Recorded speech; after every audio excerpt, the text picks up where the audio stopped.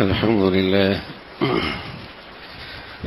لله والصلاة والسلام على سيدنا محمد وعلى آله وأصحابه أجمعين.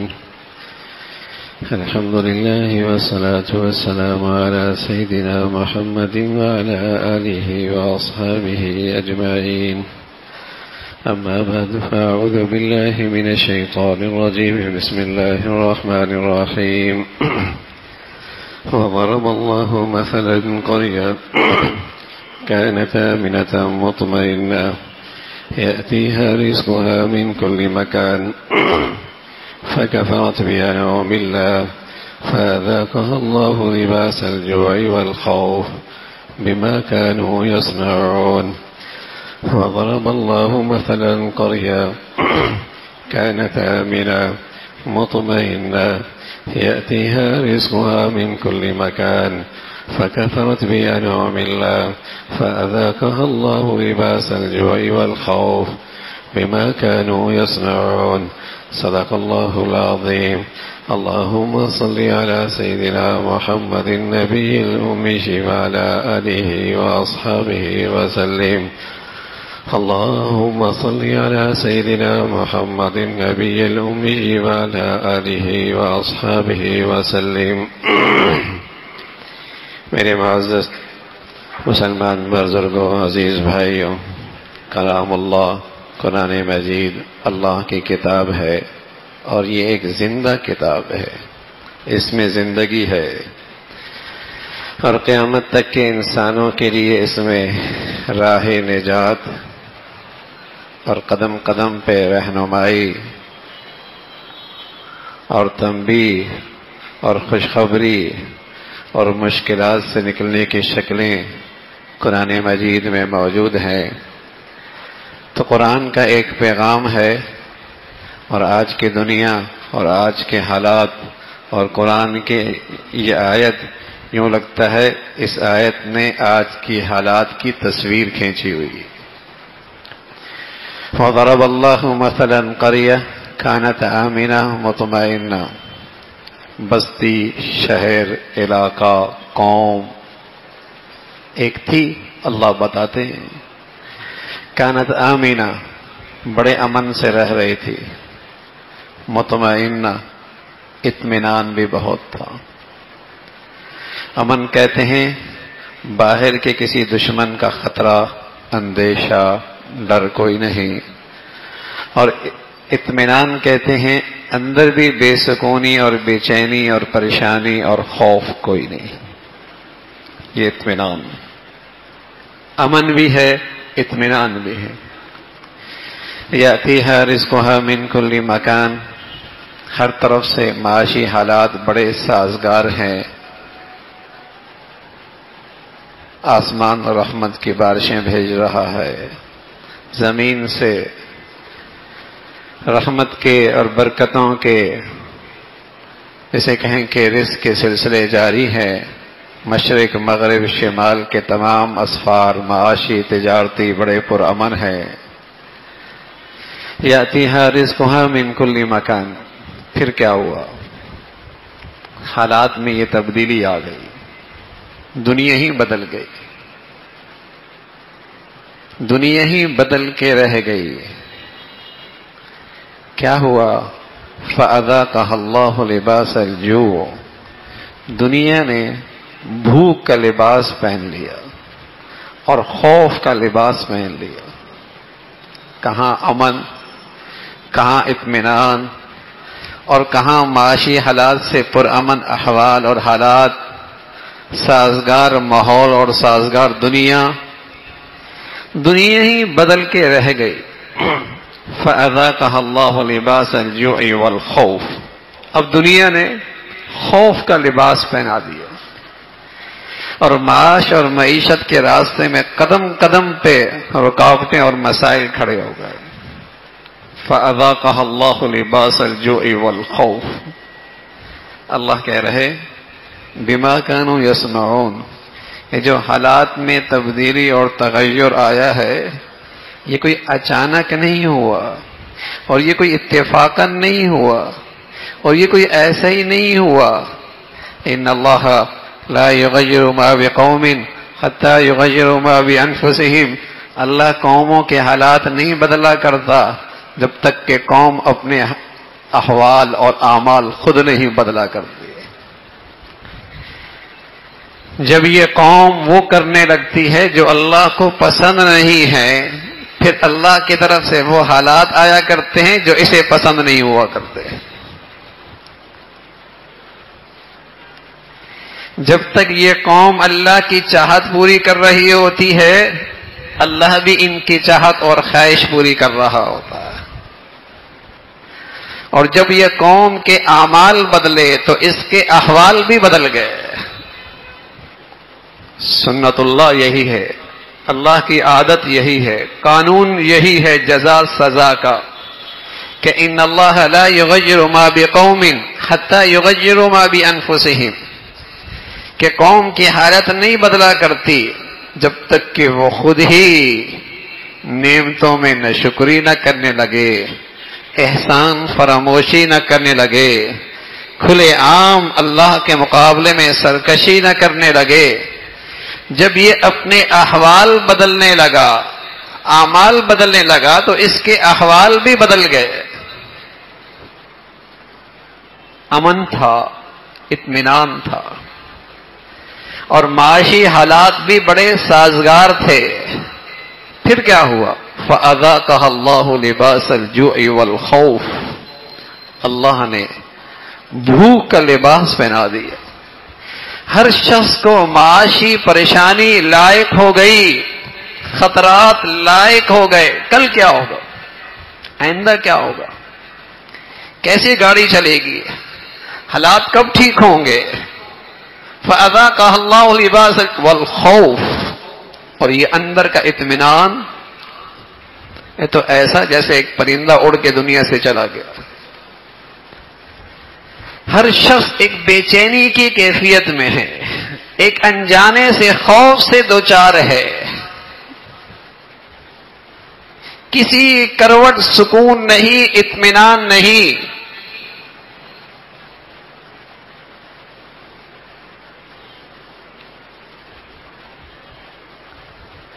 اعمال پر آنے والی تنبیہ، اس کا احساس ہو جائے، یہ بھی اللہ کی بڑی مہربانی ہوتی ہے، اور بدعمالیوں پر آنے والی سزا کا احساس نہ ہو تو یہ اس عذاب سے بڑا عذاب ہے۔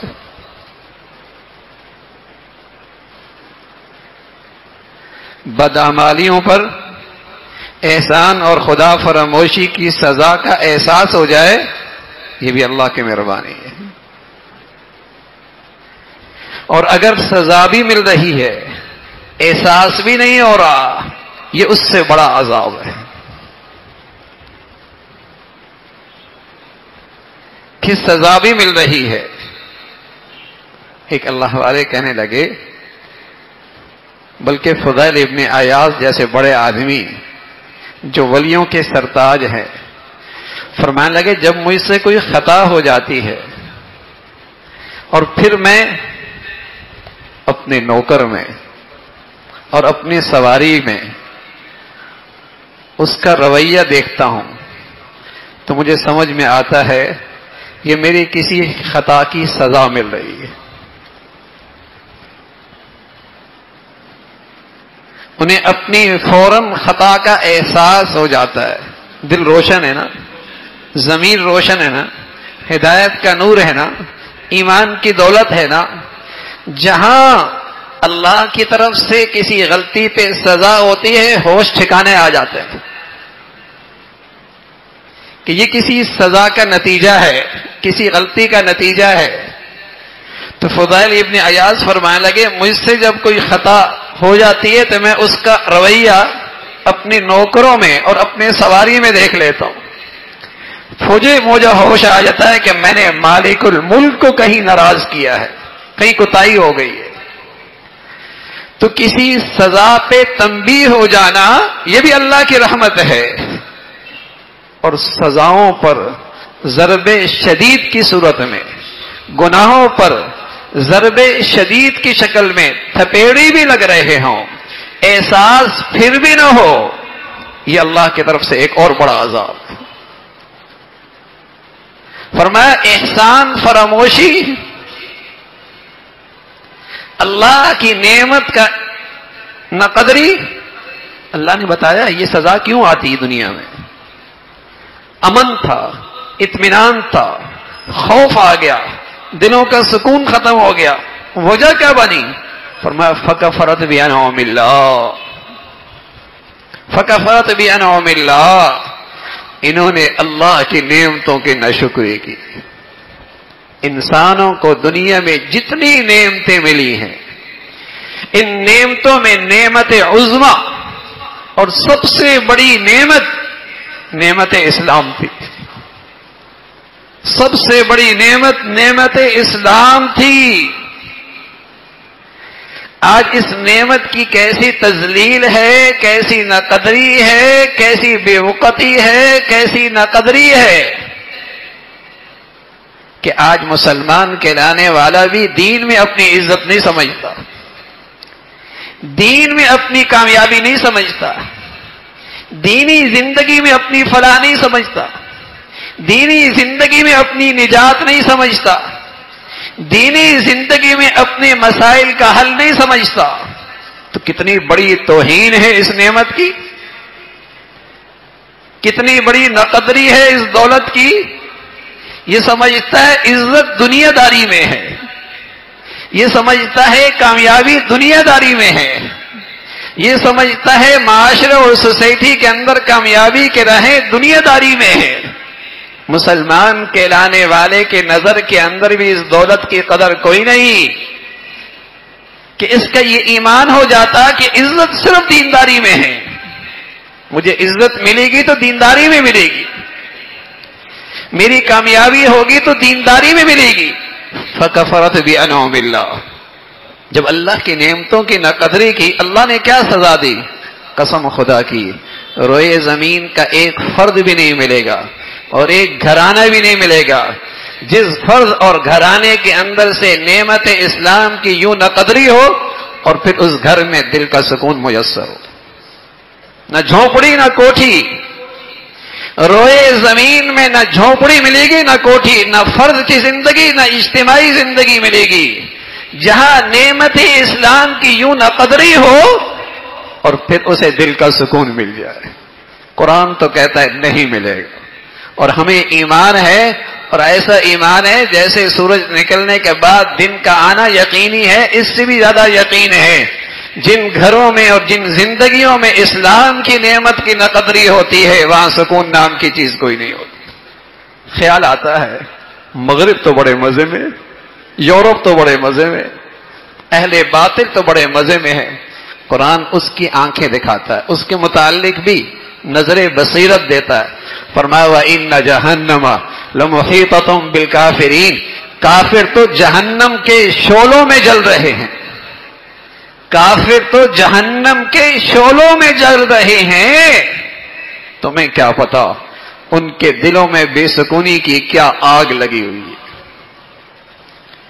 وہ تو نشے اور جسے کہیں کہ مختلف نشہ آور چیزوں سے بھاگے جا رہے ہیں، کسی درجے عارضی سکون مل جائے، انہیں تو سکون کی ہوا بھی نہیں لگی۔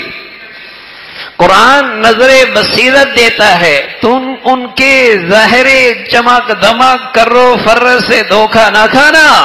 وَإِنَّ جَهَنَّمَ لَمُحِيطَةٌ بِالْكَافِرِينَ، کافر تو جہنم کی آگ میں جل رہا۔ دنیا میں بے سکونی کی آگ ہے، بے چینی کی آگ ہے، دلوں کے اطمینان سے محرومی ہے، گھروں کی زندگی کا تصور ختم ہو گیا، باپ بیٹے کی رشتے کی مٹھاس ختم ہو گئی، میاں بیوی کی زندگی کا اعتماد ختم ہو گیا، اندر کا سکون ختم ہوا، باہر کی زندگی کا راحت ختم ہو گئی۔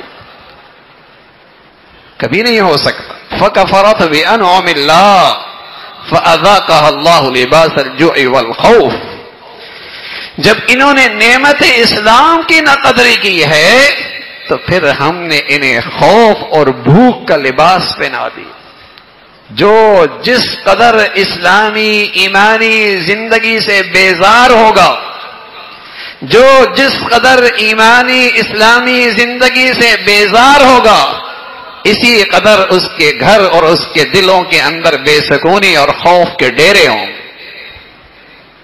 سکون نہیں ہو سکتا۔ اللہ میاں سکون کہاں ہوتا ہے؟ فرمایا تطمئن القلوب الذین آمنوا وعملوا الصالحات۔ سبحان اللہ، تطمئن القلوب الذین آمنوا وعملوا الصالحات۔ دلوں کا سکون دیکھنا ہے تو ان کی زندگیوں میں دیکھو جنہیں اللہ نے ایمان کی زندگی دے رکھی ہے۔ دلوں کا سکون دیکھنا ہے، زندگی کا اطمینان دیکھنا ہے، زندگی کا لطف دیکھنا ہے، تطمئن القلوب الذین آمنوا وعملوا الصالحات، ان کی زندگی دیکھو۔ اور صرف یہاں نہیں، فرمایا وحسن مآب، یہ یہاں بھی جنت کے مزے لے رہے ہیں، وہاں بھی جنت کے مزے لیں گے۔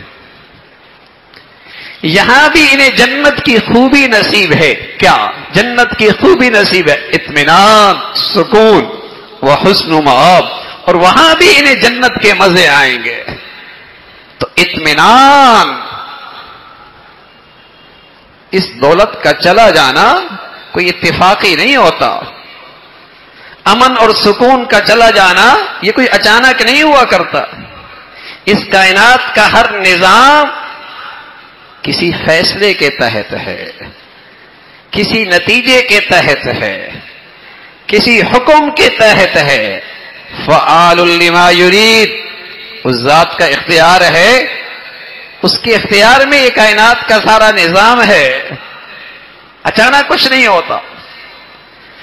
تو فرمایا دنیا آج بھی جو بے اطمینانی اور بے سکونی کا شکار ہے، اور آج دنیا جو خوف زدہ ہو چکی ہے، کیا فرد کی زندگی، کیا گھر کی زندگی، کیا معاشرے کی زندگی، کیا قومیں اور کیا ملک، فَأَذَاقَهَا اللَّهُ لِبَاسَ الْجُوعِ وَالْخَوْفِ بِمَا كَانُوا يَصْنَعُونَ۔ اللہ کہہ رہے ہم نے کوئی زیادتی نہیں کی، یہ اپنے کیا کا نتیجہ ہے۔ حدیث میں رسول کریم صلی اللہ علیہ وسلم نے فرمایا البر لا یبلا، نیکیاں پرانی نہیں ہوا کرتی، والاسم لا ینسا، اور گناہ بھی نہیں بھلائے جاتے۔ نیکیاں پرانی نہیں ہوتی کہ آج اس کا اثر کوئی نہ ہو، وہ اپنا پھل نہ دیں، نیکیاں آج اپنا کام کرنا چھوڑ دیں۔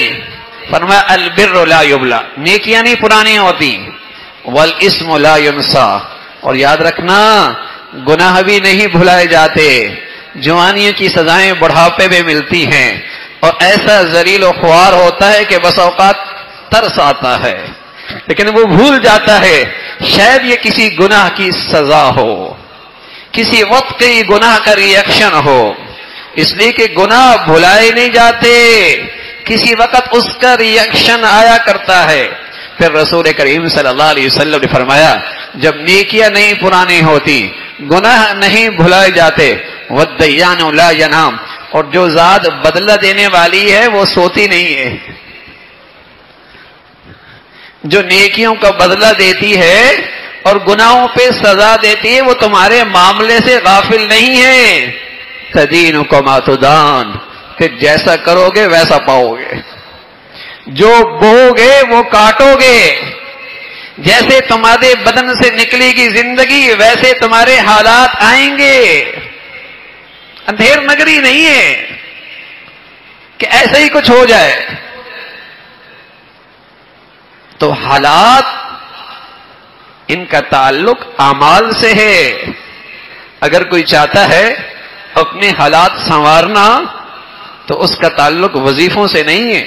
یہ 3 سال وظیفے پڑھنے بیٹھ جاتا ہے، سالہ سال وظیفے پڑھنے بیٹھ جاتا ہے حالات ٹھیک ہو جائیں۔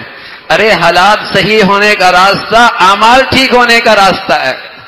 اعمال ٹھیک کر لینا میاں، تیرے اعمال ٹھیک ہوں گے، احوال ٹھیک ہوں گے۔ اللہ نے حالات کو جوڑا ہے اعمال سے۔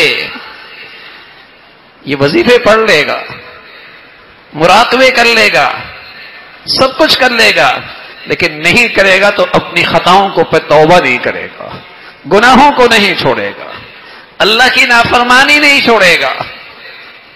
जिससे हालात संवरते हैं वो रास्ता इख्तियार नहीं करता।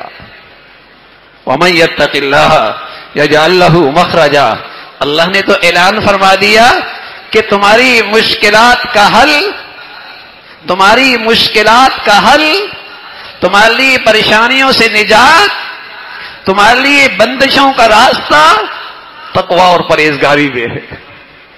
तुम्हारी मुश्किलात का हल, तुम्हारी परेशानियों की निजात किस में है? तकवा और परहेजगारी में है। अल्लाह का हुक्म ना टूटे, अल्लाह की नाफरमानी ना हो, कि मेरी जिंदगी में कोई खता ना हो जाए। तो मेरे अजीजों, हालात, इन हालात के अंदर तकाजा क्या है? अल्लाह की तरफ रुजू करें, इनाबत तौबा इसे इख्तियार किया जाए, अल्लाह की तरफ तौबा और इस्तिग़फ़ार के का अमल किया इख्तियार किया जाए, अल्लाह को राजी किया जाए। वरना जालिम जब मैं अपनी जात से बनूंगा और उसके हुक्म तोड़ूंगा तो फिर कोई जालिम मुसल्लत होगा, फिर कोई जालिम मुसल्लत होगा। वकज़ालिका नुवल्ली बाज़-ज़ालिमीन बाज़न बिमा कानू यक्सिमून, जब जालिम नाफरमानी करके जालिम बनता है तो अल्लाह इस पर कोई और बड़ा जालिम मुसल्लत कर देता है। अदल व इंसाफ, अगर इस पर कोई आदिल आदमी मुसल्लत हो जाए ये तो रहमत इलाही है, और कोई इस पे जालिम मुसल्लत है ये तो अल्लाह का अजाब है, किसी बदअमली का नतीजा है। रसूल करीम सल्लल्लाहु अलैहि वसल्लम फरमाया करते थे, अल्लाह अपना अर्श का साया नसीब फरमाएंगे। अपने अर्श का साया किसे नसीब फरमाएंगे? वो नौजवान जो जवानी में अल्लाह की बंदगी के साथ अपनी जिंदगी गुजार रहा, उस खुश नसीब आदमी को जो अल्लाह के लिए आपस में मिलते हैं, अल्लाह के लिए जुदा होते हैं, उस खुश नसीब आदमी को जिसका दिल मस्जिद में अटका हुआ है, उस खुश नसीब आदमी को जिसे कोई साहिब जमाल नसब वाली खातून अपनी तरफ गंदगी की तरफ बुलाए और ये कहे मुझे अल्लाह से डर लगता है, उस खुश नसीब के लिए जो अल्लाह के रास्ते में खर्च करता है सिर्फ अल्लाह को राजी करने के लिए, रिया और नाम व नमूद से दूर रहकर, उस खुश नसीब के लिए जो खलवत और तन्हाई में अपनी अल्लाह से बातें करता है और उसकी आंखों से आंसू जारी हो जाते हैं, ये 6 आदमी।